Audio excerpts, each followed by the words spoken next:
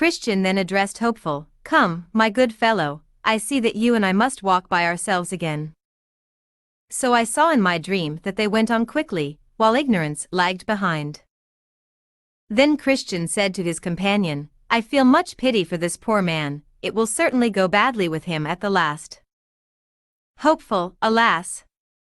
There are many in our town in his condition, whole families, yes, whole streets, and some claiming to be pilgrims also.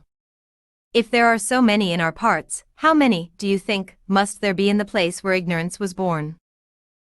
Christian, indeed the word says, "He has blinded their eyes and hardened their hearts, lest they see with their eyes, and understand with their hearts, and turn, and I would heal them." But now that we are by ourselves, what do you think of such men as Ignorance? Do you think that they ever have real convictions of sin, and subsequent fears that their state is dangerous? Hopeful, nay, I think that you should answer that question yourself, for you are older in experience.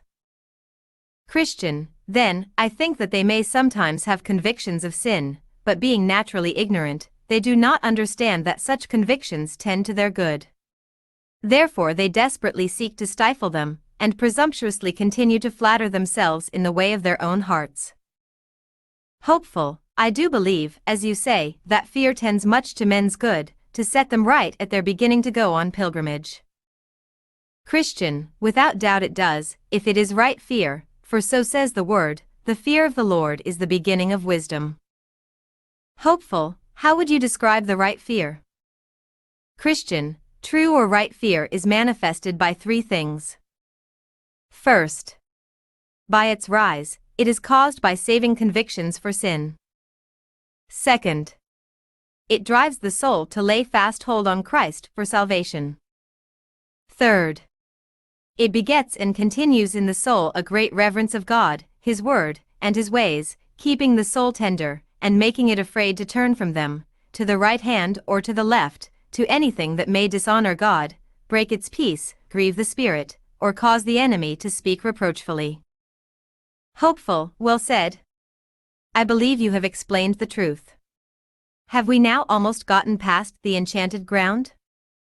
Christian, why, are you weary of this discourse?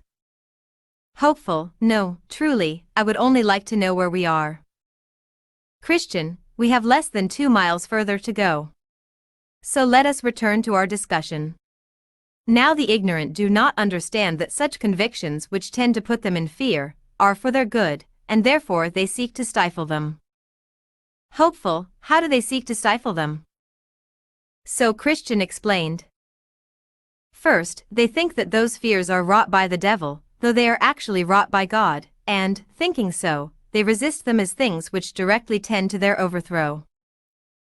Secondly, they also think that these fears tend to the destruction of their faith, when, alas for them, poor men that they are, they have no faith at all. So therefore they harden their hearts against them. Thirdly, they presume that they ought not to fear. Therefore, despite their fears, they increasingly become more presumptuous and self-confident. Finally, they see that those fears tend to take away their pathetic former self-righteousness, and therefore they resist them with all their might. Hopeful, I know something of this myself, before I truly knew myself, it was the same with me.